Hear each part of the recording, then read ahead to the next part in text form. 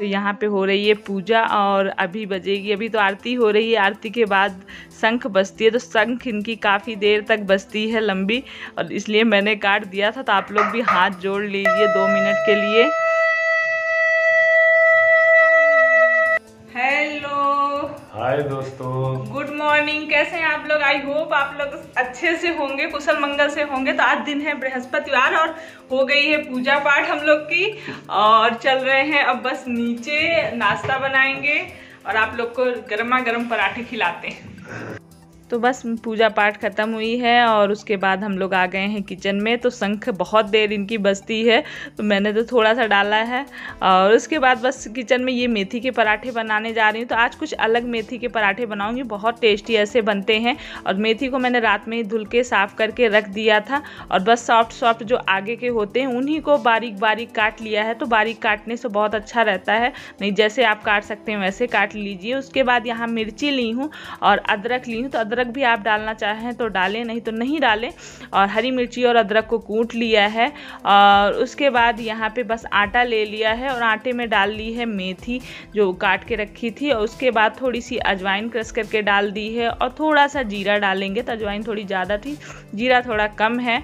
और उसके बाद थोड़े थोड़े से मसाले, तो इसमें थोड़ा सा हल्दी पाउडर, थोड़ा सा धनिया पाउडर, थोड़ा सा गरम मसाला, थोड़ा सा लाल मिर्च पाउडर, ये चारों चीज़ें डाली हैं। और उसके बाद डाला है इसमें मलाई, 2 दिन की फ्रेश मलाई मैंने अलग ही रखी थी। तो इस बहुत अच्छा टेस्ट आता है इसको डालने के बाद। और यहाँ इसमें नमक डाल दिया है, नमक आप स्वाद अनुसार अपने डाल सकते हैं। और बस इसके बाद इसमें डालना है, पानी से गूंदना है। और इसमें जो मिर्ची अदरक कूट के डाला है वो भी डाल दिया था। वो कभी कभी ऐसा हो जाता है, कट गया, वीडियो में दिखा नहीं। तो बस ये सब चीज़ें डालने के बाद पहले अच्छे से मिला लिया है आटे को। और उसके बाद आटा गूंद लेना है सॉफ्ट सा, जैसा आप रोटी के लिए बनाते हैं आटा वैसा ही गूंदना है, टाइट नहीं होना चाहिए। तो ये वाला मतलब वैसे जो पराठे बनाते हैं वो भी अच्छे लगते हैं, लेकिन ऐसे आप बनाएंगे तो ये भी मतलब बहुत ही टेस्टी बनेंगे। और बहुत अच्छे लगे थे, बच्चों को भी बहुत अच्छे लगे थे, और सब मतलब चाय के साथ में। तो इसका अलग ही टेस्ट आता है, बहुत अच्छा सा सॉफ्ट सा एकदम मुलायम, क्योंकि जो मलाई होती है उसकी वजह से एकदम पराठे एकदम मुलायम हो जाते हैं। और बहुत ही आसान है, और घर में तो मलाई और ये सारी ही चीज़ें घर में मिल जाती हैं। और ये ठंडियाँ जा रही हैं तो ये सब पराठे अभी फिर गर्मियों में नहीं मज़ा आता। जो चीज़ें हम सीजन में खाते हैं उसका अलग ही स्वाद, चाहे फल हो चाहे सब्जियां हो, हम बिना सीजन के लेके खा तो सकते हैं पर वो स्वाद नहीं मिलता है। तो मैंने तो जमकर सारी चीज़ें खूब खाई हैं, बनाई हैं। और अभी तो जा रहा है तो बना रही हूँ बस मेथी के पराठे। तो अब डाल दिए हैं, बस बेल लेने हैं रोटी की तरह, जैसे हम रोटी बनाते हैं। उसके बाद आप तेल, रिफाइंड, घी जो भी लगा के सेकना चाहते हैं उससे सेक लीजिए। तो यहाँ पे बस लगा रही हूँ। और मैंने सोचा हाथ से ही, कई बार अब ठंडियाँ ख़त्म हो रही हैं, ठंडियों में तो हाथ से ही आधी रोटी, आधा रोटी नहीं पराठा, तो आधा मेरा हाथ से ही सीख जाता है। फिर याद आता है चिमटा भी लेना है, क्योंकि जलता नहीं है ना तवा वगैरह, तो बन जाता है। हाथ से ही पलटती उलटती रहती हूँ, रोटी रहता तो चिमटे के बिना काम नहीं चलता। तो ये लीजिए पराठे तैयार हैं, आप लोग भी आ जाइए, नाश्ता कर लीजिए, बहुत टेस्टी पराठे बने हैं। और बस उसके बाद नाश्ता वास्ता हो गया था, और उसके बाद शुरू हो गया है ये मेरा काम। तो ये आटा और चावल का जो डिब्बा टंकी है मेरी, ये खाली होती है। तो कभी कभी मैं जैसे ये खाली होती है तो धुल के सुखवा लेती हूँ धूप में, तो मतलब अच्छा रहता है। और ये सब चीज़ें साफ़ सुथरा बनी भी रहती हैं, और इकट्ठा हमारे ऊपर बर्डन नहीं पड़ता। जैसे हम किचन जब साफ़ करते हैं तो डिब्बे वगैरह धीरे धीरे साफ़ किए रहते हैं, तो सारी इकट्ठा सिर्फ सफाई करनी पड़ती है, और डिब्बे वगैरह अंदर से धुलने की ज़रूरत नहीं पड़ती। तो मैं ऐसे ही हमेशा कोई डिब्बा कुछ खाली होता है तो धुलती रहती हूँ और सुखाती रहती हूँ। तो किचन भी साफ़ रहता है, और बस और साफ़ सफाई रहनी चाहिए खाने पीने वाली चीज़ों में। बस इनको ले जाके धूप में रख दी हूँ। और ये मशीन मेरी जो उस दिन मैं सिलाई कर रही थी तब से रखी हुई है, चली नहीं। तो मेरा एक गद्दे का कवर सिला गया, एक नहीं। तो आज इसको मैं धूप में रख रही हूँ, और इसमें डाल रही हूँ तेल मशीन का, और इसके अंदर से हर जगह तेल डाल के बस इसको धूप, क्योंकि कड़ी धूप होने लगी है अब आजकल, तो रख दूंगी दिन भर के लिए धूप में। और इसको शाम को फिर बनाऊंगी, देखूंगी अगर अपने से बन जाती है तो ठीक है, नहीं फिर मार्केट में बनवाऊंगी, क्योंकि बिना मशीन के तो काम नहीं चलता हम लोगों का, कहीं कुछ सिलने को लगा ही रहता है।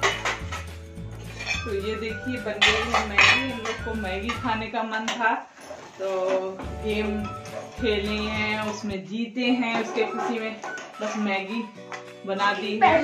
गर्मा गर्म मैगी इनको लोग को चाहिए, तो आ जाइए आप लोग भी खाइए।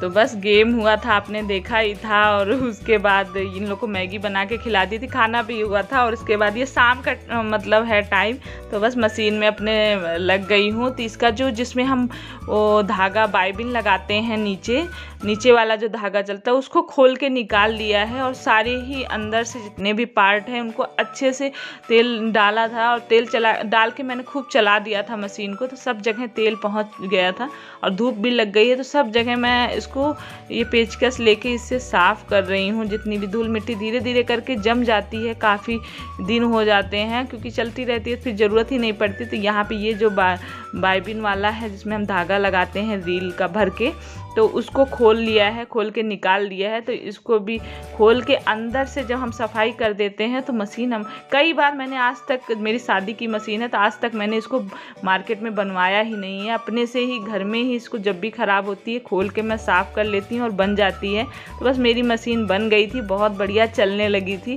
और अब आप लोग को सिल के मैं बाद में दिखाऊंगी क्योंकि शाम हो गया था। तो फिर बस हम नीचे आ गए थे और यहाँ पे खाना बनने की तैयारी होने लगी थी। तो मशीन तो मेरी बहुत अच्छी बन गई, और आप लोग को अगर जानना होगा तो मैं आप लोग के सामने खोल के मैं दिखा दूंगी कि किस तरह से बना लेते हैं। और मशीन बाहर हमें नहीं बनवाना पड़ता, नहीं बाहर लेके जाओ, परेशानी अलग से उठाओ, पैसे भी देने पड़ते हैं।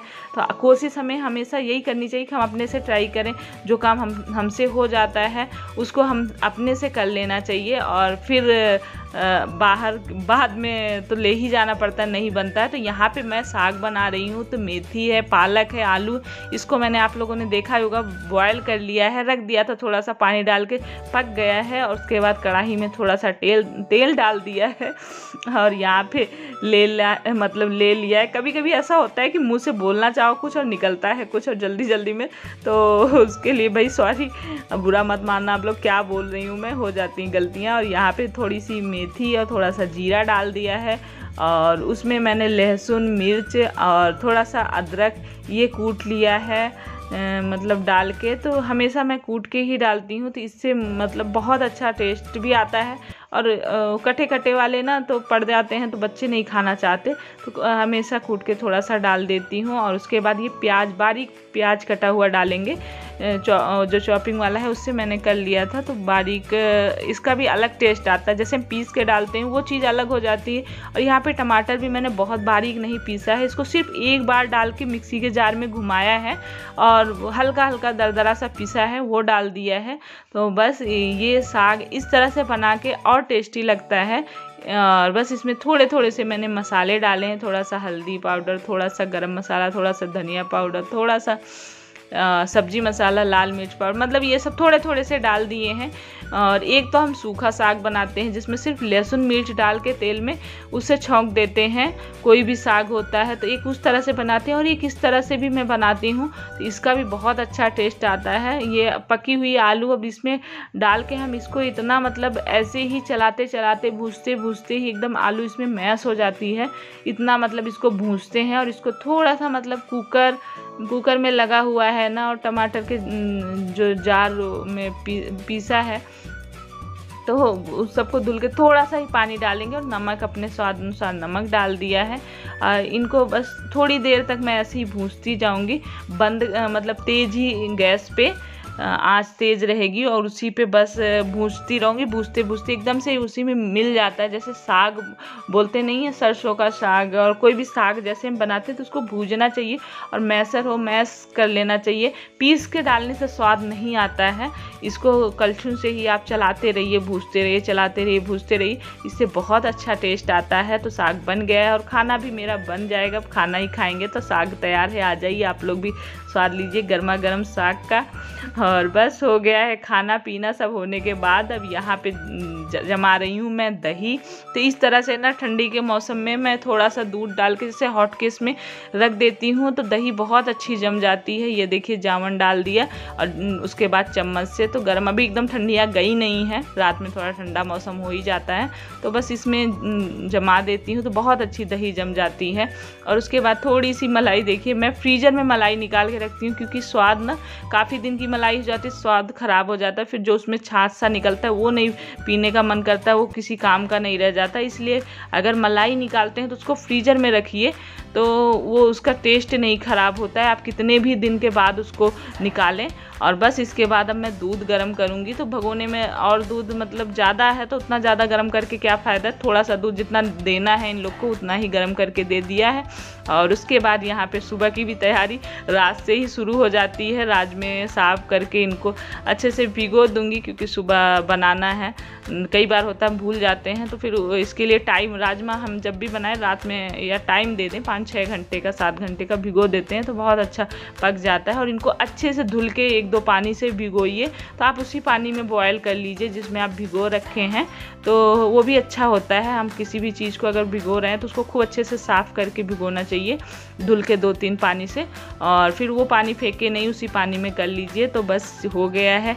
और बादाम भिगो दे रही हूँ, तो ये रात के अभी भी क्या क्या काम होते हैं। और हो गई है मॉर्निंग, देखिए ये देखिए दही जम गई है कितनी अच्छी, तो सुबह सुबह का काम फिर शुरू हो गया है।